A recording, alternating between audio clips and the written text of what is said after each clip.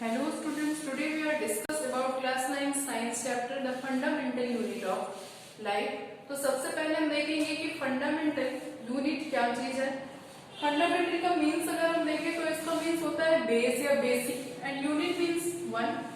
तो किसी भी लाइफ की ऐसी स्मॉलेस्ट यूनिट या बेसिक यूनिट जो क्या करेगी उस ऑर्गेनिज्म के स्ट्रक्चर को डिटरमाइन करेगी उसे हम कहेंगे फंडामेंटल यूनिट। फॉर एग्जाम्पल अगर हम कोई बिल्डिंग देखते हैं या कोई होम है अगर, तो बहुत सारे रॉ मटेरियल से बनता है, लेकिन जो उसका बेस होता है उसे क्या कहेंगे हम, ब्रिक्स।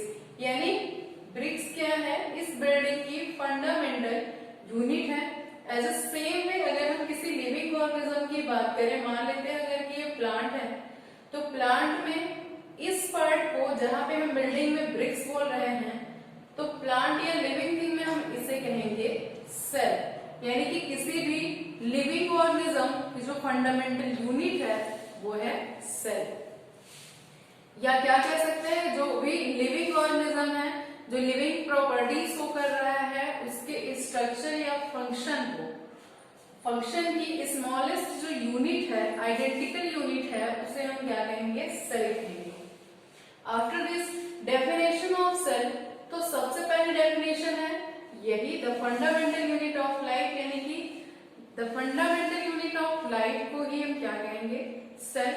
दूसरी इसकी डेफिनेशन है the structural and functional unit of life, यानी कि सेल को स्ट्रक्चरल और फंक्शनल यूनिट कहते हैं। क्यों कहते हैं, क्योंकि किसी भी ऑर्गेनिज्म के स्ट्रक्चर और फंक्शन को क्या करता है, ये डिटरमाइन करता है। कैसे, फॉर एग्जाम्पल अगर कोई भी ऑर्गेनिज्म है जिसके पास सिर्फ एक सेल है, अमीबा, अगर हम मानते हैं amoeba single cell complete organism है, ओके, तो इस ऑर्गेनिज्म के इस स्ट्रक्चर को क्या किया, सेल ने डिटरमाइन किया।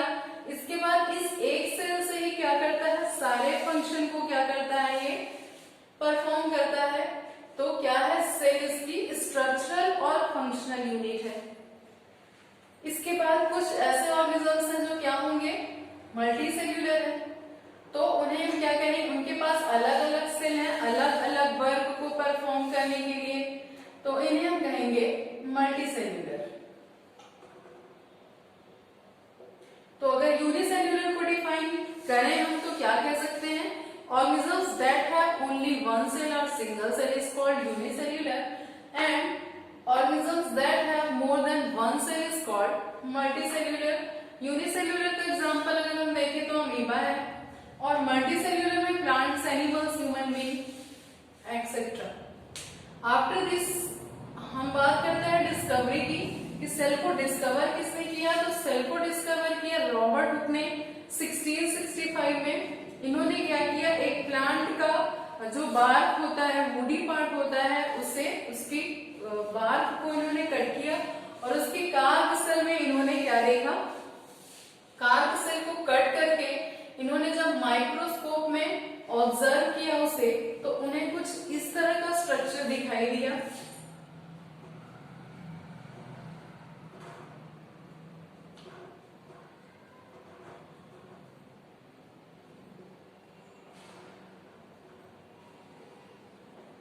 इस तरह का स्ट्रक्चर उन्हें दिखाई दिया, और इस स्ट्रक्चर को देखते ही उन्हें हनीकॉम्ब की याद आई, कि हनीकॉम्ब का जो स्ट्रक्चर होता है, जो मधुमक्खी का छत्ता होता है, कुछ इसी तरह से वो दिखाई देता है। तो इस तरह का जब उन्होंने स्ट्रक्चर देखा, तो इस एक स्ट्रक्चर को उन्होंने क्या नाम दिया, कंपार्टमेंट। यानी एक एक कंपार्टमेंट का नाम क्या रखा उन्होंने, सेल। तो इस तरह से उन्होंने सेल को क्या किया, ऑब्जर्व किया, प्लांट के बॉडी पार्ट से, बार्क की कॉर्क सेल से या स्लाइस से उन्होंने सेल को ऑब्जर्व किया। अब ये सेल जो वर्ड है एक लैटिन वर्ड है जिसका मीन्स होता है स्मॉल हाउस। यानी सेल एक लैटिन वर्ड है जिसका क्या मीन्स होता है, स्मॉल हाउस। इसके बाद ल्यूवेनहॉक थे जिन्होंने 1674 में सेल की डिस्कवरी की। रॉबर्ट हुक ने भी सेल को डिस्कवर किया, लेकिन वो सेल कैसी थी, डेड सेल्स थी। और ल्यूवेनहॉक ने 1674 में जिस सेल को डिस्कवर किया वो सेल कैसी थी, लिविंग थी। ये लिविंग सेल उन्हें कहाँ से मिली, पॉन्ड से मिली, यानी कि तालाब से उन्होंने कुछ ऑर्गेनिजम्स को लिया और उसके थ्रू उन्होंने लिविंग सेल को डिस्कवर किया। उसके बाद रॉबर्ट ब्राउन 1831 में न्यूक्लियस को इन्होंने डिस्कवर किया। न्यूक्लियस सेल का एक इंपॉर्टेंट पार्ट होता है, हम आगे पढ़ेंगे इसके बारे में। आफ्टर दिस परकिंजे ने 1839 में प्रोटोप्लाज्म को डिस्कवर किया। इसके बाद सेल थ्योरी एक इंपॉर्टेंट थ्योरी है सेल के लिए, जिसे डिस्कवर किया स्लीडन एंड स्वान ने। स्लीडन 1838 एंड स्वान 1839, इन दोनों ने सेल थ्योरी को क्या किया, प्रपोज किया और इसके अकॉर्डिंग इन्होंने बताया कि जो सेल थ्योरी है क्या है, all the plants and animals are composed of cells and basic unit of life. यानी प्लांट्स और एनिमल जो है वो सेल के थ्रू ही कंपोज्ड है, यानी सेल के थ्रू ही ये बने हैं। क्यों? क्योंकि जो सेल है वो ही बेसिक यूनिट है लाइफ की या लिविंग ऑर्गेनिज्म की। इसके बाद आए वर्काउ 1855 में, इन्होंने सेल थ्योरी को थोड़ा सा एक्सपेंड किया और बताया कि cell arrives from pre existing cells. यानी जो सेल्स है वो कहाँ से आती हैं, प्री एग्जिस्टिंग सेल्स, यानी दुनिया में जो पहले से ही चीजें प्रेजेंट हैं उन्हीं से सेल्स आती है। फॉर एग्जाम्पल, अगर हमें किसी भी प्लांट को ग्रो करना है तो उसके लिए हमें क्या किसकी जरूरत होती है, सीड की। इस सीड से एक न्यू प्लांट क्या होता है, ग्रो होता है। और कुछ प्लांट्स ऐसे भी होते हैं जिनकी हमें सीड की जरूरत नहीं होती। कुछ प्लांट्स ऐसे होते हैं जिनके कुछ पार्ट्स को कट करके हम क्या कर सकते हैं, उन्हें ग्रो कर सकते हैं, जिन्हें हम कलम भी कहते हैं। तो इन दोनों केसेस में क्या है, यहाँ पे हम सीड से किसी प्लांट को ग्रो कर रहे हैं और दूसरी कंडीशन में प्लांट के किसी पार्ट से हम दूसरे प्लांट को ग्रो कर रहे हैं। तो यहाँ पे प्री एग्जिस्टिंग का मीन्स ये हुआ कि जो सेल है वो कहाँ से बनती है, न्यू सेल्स। प्री एग्जिस्टिंग यानी पुरानी सेल्स से या किसी पुराने ऑर्गेनिज्म से ही ये सेल्स बनती हैं। इसके बाद हम बात करते हैं पार्ट्स ऑफ सेल की। तो जो पार्ट्स ऑफ सेल में सबसे इंपॉर्टेंट है वो क्या है, सेल मेम्ब्रेन। सेल में सबसे इंपॉर्टेंट पार्ट है सेल मेम्ब्रेन या प्लाज्मा मेम्ब्रेन भी हम उसे कहते हैं। तो सेल मेम्ब्रेन क्या है, सेल की एक आउटर कवरिंग है जो सेल को क्या करती है, प्रोटेक्शन प्रोवाइड कराती है। इसे हम कहते हैं सेल मेम्ब्रेन। सेल मेम्ब्रेन के स्ट्रक्चर को आप एक वाटर फिल्ड बैलून से इमेजिन कर सकते हैं। एक बैलून आप लीजिए, उसमें वाटर फिल कीजिए, तो वो जो स्ट्रक्चर बनेगा उसे हम क्या कह सकते हैं, सेल मेम्ब्रेन। तो सेल मेम्ब्रेन के जो कुछ कैरेक्टरिस्टिक्स हम देखते हैं, तो सबसे पहला इसका कैरेक्टर है थिन, इलास्टिक और फ्लेक्सिबल। यानी जो सेल मेम्ब्रेन होती है थिन होती है, इलास्टिक होती है और फ्लेक्सिबल। सेकेंड है प्रोवाइड कवरिंग ऑफ सेल, यानी सेल को एक कवर प्रोवाइड कराती है, जैसा कि बैलून क्या करता है, कवर प्रोवाइड कराना। थर्ड है cell membrane is most important part of the cell. Cell का सबसे इंपॉर्टेंट पार्ट है और इसका कवर भी है, क्योंकि इसी के थ्रू जो सेल है वो एग्जिस्ट कर पा रही है। प्रोटेक्ट जो सेल कंटेंट को प्रोटेक्शन मिल रहा है वो सेल मेम्ब्रेन की वजह से मिल रहा है। नेक्स्ट है इट इज लिविंग, यानी जो सेल मेम्ब्रेन है सेल का लिविंग पार्ट होता है। Applying pressure shape can be change. इसमें अगर हम प्रेशर अप्लाई करते हैं तो इसका शेप चेंज हो सकता है। जैसा कि अगर आप किसी भी बैलून में, वाटर फिल्ड बैलून में कहीं पे भी आप अगर प्रेशर क्या करते हैं, अप्लाई करते हैं, तो उसके शेप में थोड़ा सा चेंज आ सकता है। Holds the content of cell, यानी सेल में जो भी कंटेंट होता है उसको क्या करता है, ये होल्ड करने का काम करता है। Facilitates movement of some materials, that's why it is called selectively permeable membrane. इसे कहते हैं सेलेक्टिवली परमिएबल मेम्ब्रेन, क्योंकि ये डिसाइड करती है, डिटरमाइन करती है कि सेल के अंदर कौन सी चीजें जाएंगी या सेल के बाहर कौन सी चीजें आएंगी। तो इन सारी चीजों को क्या करता है, ये सेलेक्ट करता है। इसलिए सेल मेम्ब्रेन को सेलेक्टिवली परमिएबल मेम्ब्रेन कहते हैं।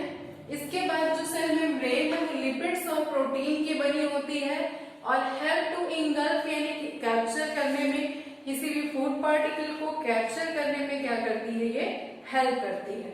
इसके बाद हम देखते हैं मूवमेंट अक्रॉस सेल मेम्ब्रेन, यानी सेल मेम्ब्रेन में जो भी मटेरियल्स हैं वो क्या करते हैं, कैसे बाहर से अंदर और अंदर से बाहर आते हैं। तो ये प्रोसेस होती है डिफ्यूजन प्रोसेस के थ्रू। डिफ्यूजन प्रोसेस के थ्रू क्या होता है, जो भी अंदर आ सकता है। तो डिफ्यूजन प्रोसेस क्या है, इसको समझने के लिए हमें एक एक्सपेरिमेंट करते हैं। एक ग्लास लेते हैं, उस ग्लास में वाटर फिल करते हैं और उसमें हम कोई भी इंक क्या करते हैं, डालते हैं। तो क्या देखते हैं हम कि इंक धीरे धीरे पूरे वाटर में डिसॉल्व हो जाती है। बिना, अगर हम ग्लास में कोई प्रेशर दें या कोई भी एनर्जी ना लगाए, फिर भी क्या होगी, इंक पूरे ग्लास में या ग्लास के वाटर में अपने आप मिल जाती है या डिसॉल्व हो जाती है। ऐसा क्यों होता है?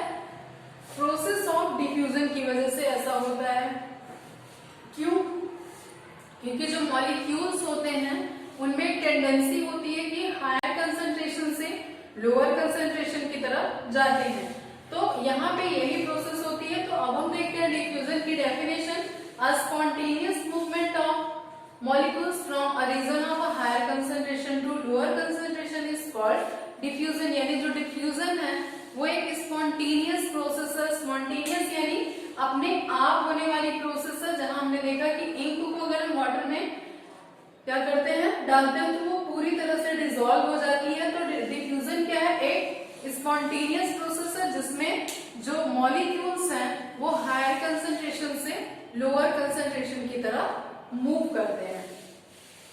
और ये जो डिफ्यूजन प्रोसेस है वो होती कहाँ है, तो आयंस में होती है, मॉलिक्यूल्स में, CO2 में, O2 में, यानी ऑक्सीजन, ये सब गैसेस में होती है। रेट ऑफ डिफ्यूजन यानी मैटर्स में जो डिफ्यूजन की रेट होती है वो किस तरह की होती है।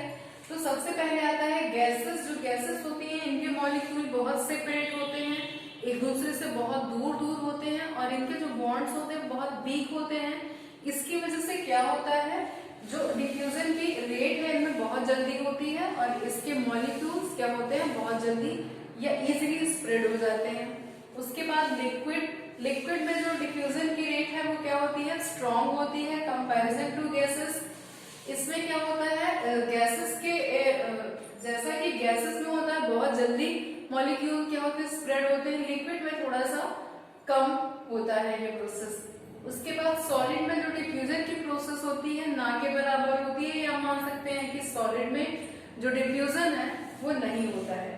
इसके बाद आता है डिफ्यूजन इन सेल्स, यानी सेल में जो डिफ्यूजन है वो होता क्यों है। तो सेल क्या करती है, बहुत सारी सेल्यूलर एक्टिविटी करती है, रेस्पिरेशन करती है, डाइजेशन करती है। तो इस प्रोसेस में बहुत सारे CO2 का फॉर्मेशन हो जाता है इनसाइड द सेल। सेल के अंदर बहुत सारा CO2 फॉर्म हो जाता है और जब बहुत सारा CO2 क्या होता है सेल के अंदर बन जाता है, तो क्या होता है, अपने आप वो CO2 क्या होती है, सेल के बाहर आने लगती है due to the process of diffusion. क्योंकि डिफ्यूजन में हमने क्या पढ़ा है कि कोई भी मटेरियल या मैटर